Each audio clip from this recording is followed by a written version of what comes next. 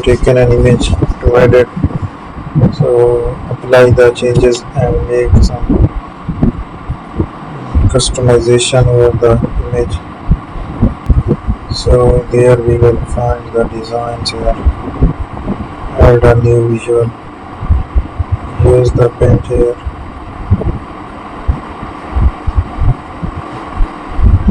Let's create the design here we are using into it.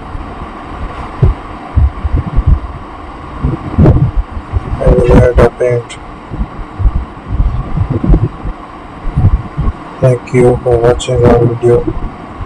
Don't forget to subscribe my channel. So that's